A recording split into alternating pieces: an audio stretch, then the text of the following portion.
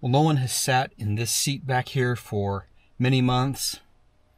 I think it's time for it to go. In this video, I'm first going to show you how I deleted the back seat from my 2011 Nissan Frontier crew cab. Now, this is a second-gen Frontier. This process should be very similar for anything from 2005 to 2020 Frontier. In the second part of the video, I'm going to show you what I did with this space instead. You will find chapter links at the bottom of the player if you want to skip ahead.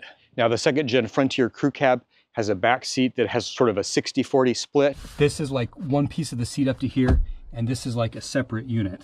And I actually deleted the smaller 40 portion of my back seat years ago. And I do have a separate video about that. I will put a link to that in the description below, although the process for removing that portion of the seat is very, very similar to removing the 60 portion of the seat, which I'm doing in this video.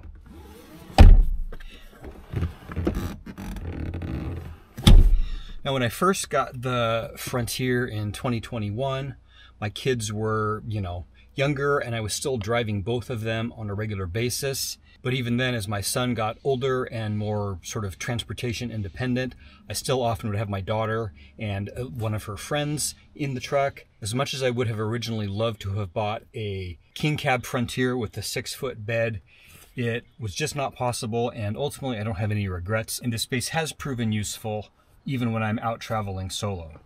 But I think I can make it even more useful now that I really don't have any need to put anyone back here. This seat has taken up a lot of space, and I think I can make much better use of it. So there's nothing really attaching it at the back here because it folds down. So it's all just at the base. Looks like there's a bolt there, a bolt there.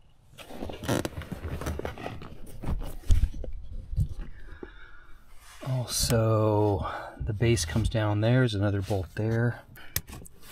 Seatbelt, seatbelt, seatbelt. So these little rubber plugs here, I mean, they got that slot that just looks so inviting, like maybe a screwdriver would release them somehow. But I couldn't get that to work. I ended up pulling with some pliers, and ultimately it just tore. I was thinking that this was holding this piece on, but in fact that just is like hooked up underneath this metal plate right here. And then this looks like, yeah, that ultimately just snapped off. So now we can see there's a bolt back there, and there's a bolt right there. So seat belt comes through there. I was really hoping not to remove seat belts at all. This is the shoulder strap, so it goes through and then it goes up into the retracting mechanism up there. I don't think I've got any choice. I'm gonna have to remove this one. These are all 14 millimeter bolt heads down here.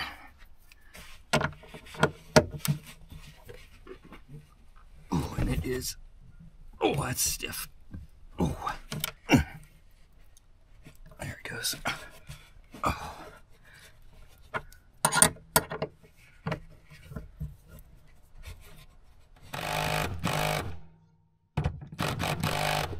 It's still not budging. Wow, okay. I guess maybe we'll put a little blaster in there.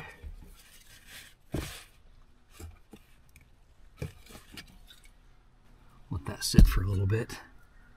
Well, it took a little persuasion with some PB blaster and ultimately using a piece of unistrut as a cheater pipe on the wrench, but I finally got them all loose. I think we can get this out of here now. I just got to finish removing the bolts.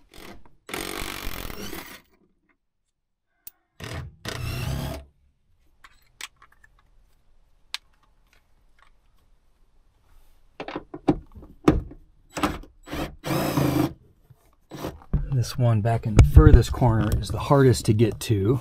There's almost no access from underneath, very little access from above, and also that bolt is, I'm not even getting onto that nut. That bolt is like extra long, so the socket won't go down onto it. Looks like I'm gonna have to just very slowly do it from underneath. Yeah, there's very little access here.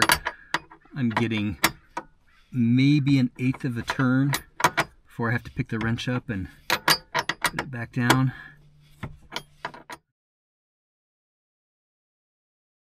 Okay, so this bolt here holding that seat belt down, it actually, I don't know if you can see that, it passes all the way through. And this one also passes all the way through the underside of the truck.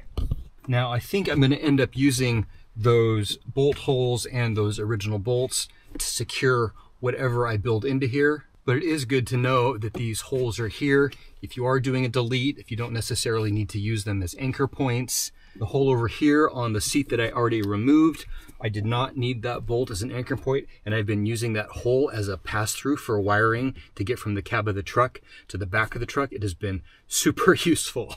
So it's nice knowing that these holes are here too as other possible pass-throughs if needed.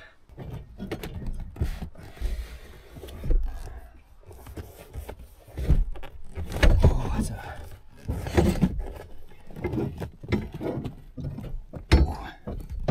Something hanging me up here? Or is it just that heavy? Oh, it feels like something's hanging me up. Oh, there is a seat belt thing here. I was like, why won't this come out? There we go. There we go. Okay, it's not that bad.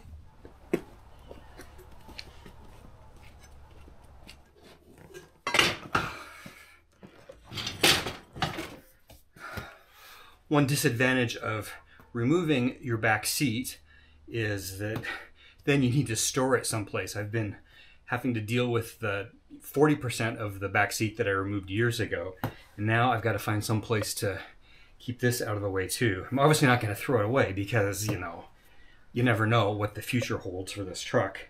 So just to give you a clear picture of how that seat secures in here, in the front there are these bolts that go into these holes here, and in the back the bolts are integrated, and there's these nuts. And here you can see on the back side of my fridge mount there is one of the upright bolts for the 40 seat that I took out, and I used it as an anchor point for this thing. I believe these are child seat anchors, so those points may prove to be useful also. And underneath the 60 portion of the seat is this sort of plastic storage unit. It comes with this mesh cover. I've got my jump starter and a breaker bar, tire repair kit. The storage compartment removes really easily just by twisting these three little things 90 degrees. Just pop right out of there, and then the whole thing just lifts right out. And ooh, there's some little threaded holes right there, at least in those two. That buys me, I think, a little more usable space and some potential anchor points there. So as it turns out, these little brackets here that were underneath the back seat that have these threaded holes, I was thinking to use for anchor points. Those holes are the same size and threads as what holds the roof rack on to the Pro 4X. I got all the hardware I need for that. I am going to go ahead and remove this sort of mount for holding the jack, and these are just 10 millimeter,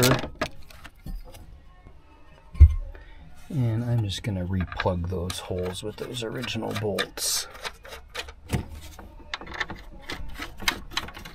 Because my truck is lifted and on bigger tires, I don't think that the factory jack will even get up high enough to change a tire. I do carry a separate larger bottle jack that has a much bigger reach in case I need to jack up the truck.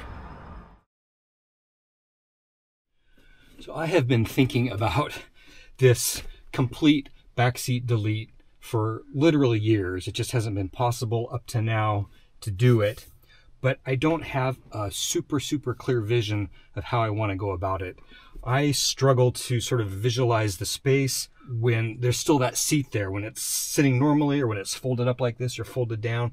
It's just too hard to get a sense of what the space feels like, how much space there truly is here. And I also just wanted to get a look at, you know, what my anchor point situation was going to be in terms of what I can build back here. My goals were to get all of this stuff into that space and have it all be reasonably easy to access, especially the stuff that I need to get at on a very regular basis, multiple times a day, once a day, multiple times a trip.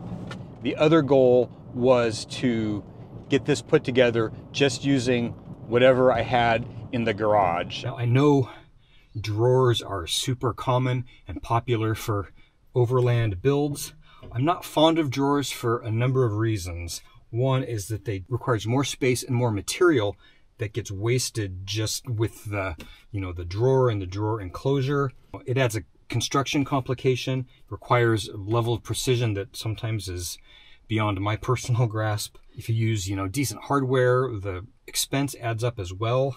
With the back door, you couldn't have a drawer that comes out because it's gonna run into the door. If you did something where, there were drawers that were sort of coming out this way, you end up needing to make them fairly shallow so that there's room for them to open. And just like everything to have its spot where it belongs, so I always know where it is. When things don't have a dedicated spot, that's when you start getting chaos happening. Then it starts getting harder to find stuff, easier to lose stuff. I actually need everything to also be secure so it doesn't jostle loose or fall over or break or damage something when I'm on a rough road or trail.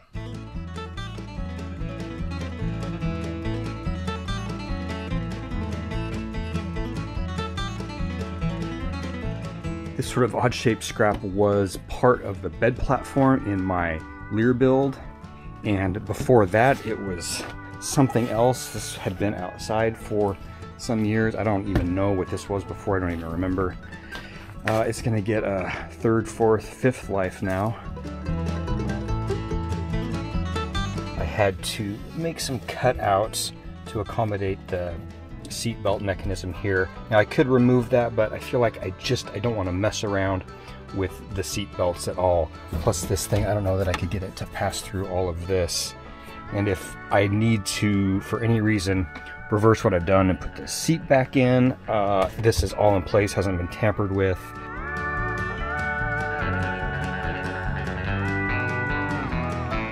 That is hilarious. Being a hoarder always pays off.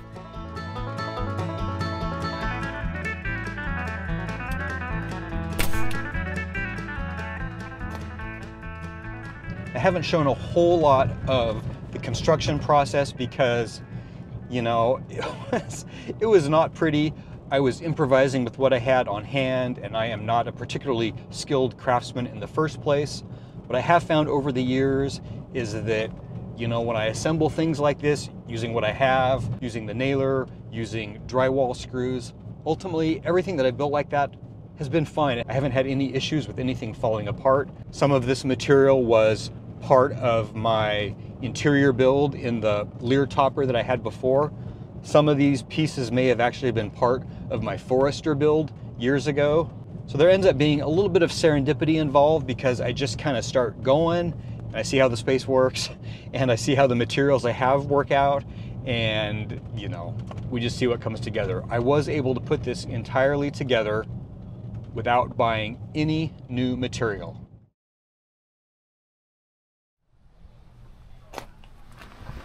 So I know that finished product doesn't look like much, but it does actually meet my goals quite well. I've got some place to store various types of outerwear right here in this sort of cubby, and I can easily access it, stuff it back away in there. This is sort of what I was doing, but in the back seat, but it would just be piled up here along with everything else, and I was constantly having to dig under my coats, or stuff would fall on the floor. My tool roll is able to fit right down in there. It's now much more accessible than where I was carrying it before. This is also nice because when I'm working on projects at home, this makes it much easier for me to grab and get my tools. My tire changing tools that were in the plastic compartment underneath the back seat here also all fit up underneath here. I just have to pull my tools out and I can easily access them, along with my tire repair kit and my jump starter. For now, my axe and my tripod are still just right there on the floor where they always were. They should remain more accessible now because I won't have stuff spilling off the back seat, or sometimes I would have to pile stuff into this space as well if my back seat was too full. Because I built this using materials that I just had scrap in the garage, There is this weird notch here. This was just the only piece of wood that I had that was big enough to serve this purpose. I may cut more of that off, but I don't know. This may turn out to serve a purpose in some way, so I've just left it like that for now. It's not really bothersome. Now back behind my various jacket options, I've stuffed my backpack, which I almost never use, but occasionally if I stop and want to go for a hike, I need to be able to, you know, throw some food, water, satellite communicator, whatever, into my backpack and have it on me. So I just keep that stashed in here. It's rarely needed. Snake gaiters, also rarely needed, but stashed back in here. And tucked back in there also my bag of recovery gear. Also something that I don't need to access every day. Hopefully not even every week or every month, or, you know, if it was only once a year, that would be plenty for me. So it does not need to be immediately accessible. On the rare occasions that I need it, it's no big deal to yank my coats out of the way, pull this out. This is a powered case of my battery chargers and a few other things. It actually has a cord that runs to my jackery here, and I can remove this and bring it into the house so I can charge stuff in the house when I'm not on trips, but then I can mount it here when I am on trips. And this is just an old Pelican case that I had and was no longer using. Behind that, I've got sort of a cubby, which is an extension of my pantry. The kitchen I built into the cargo door of my camper has some pantry space in it. But for long trips, I would usually end up having to make an extra bin of various dry goods, which also I would just throw into the back seat here. And so now that's got a dedicated space. The Jackery 1000, which runs my fridge and also occasionally has been doing camera charging duties, now has a dedicated place in here instead of also just flopping around on the back seat. It is secured to one of the child seat anchors that was back behind the back seat. This whole construction also is anchored to the other one here to provide some stability. These two bins here, I'll explain from the driver's seat, it'll make more sense. These are just a couple of cheap plastic shoe bins that I had sitting around. They weren't getting used for anything. I've secured them on here, so I've got a spot where I can put snacks and just have them handy while I'm driving, and also my binoculars and a few other things like sunscreen, bug spray, also right there and handy with its own dedicated spot. Now on some of my shorter trips, I don't always necessarily need to have snacks right here with me, but when I'm on longer trips, especially if I got to drive all day or 2 full days to get someplace like down in the Southwest, I like to have some snacks right handy, so when I feel a little hungry, I can eat a little bit. I don't necessarily need to stop moving. Since my camera gear always rides right here in the passenger seat next to me, whatever box or bag of snacks or whatever I would have would always end up, you know, it was awkward, it would spill, it would be out of reach. So one of the goals was to have a spot dedicated for snacks that I could just reach back, grab what I need. So it's definitely not fancy. It's not very overlandy looking. There's no extrusion. There's no nice panels. There's no sliders. Nothing locks into place. But it cost me nothing to build. I got everything in there that I want to get in there, and it looks like it's going to work great. I haven't tested this out on an actual trip, but I'm leaving very soon on a week-long excursion to another state, and so I'm really going to get to put this to the test, see how it works, see if there's anything I need to change. So I hope you found this useful or helpful, or at least in some way entertaining. For those of you who are regular viewers of the channel and who are waiting to see some adventures, I do apologize. I don't travel a whole lot in summer. I don't like being out in the heat and the bugs and when there's so many people out, and I also like to take advantage of the few months that we have with no rain to actually get stuff done on the truck. Once the rains come, you know, I don't have any place I can put the truck inside to work. So summer is definitely sort of lay low time. And I know some of you are not entirely satisfied with the content that has come out this summer, but I am leaving on a nice long adventure very soon. It's going to make a nice series of episodes. Really looking forward to that. If you have any questions about what I've done here, go ahead and post them in the comments below. And thank you for watching.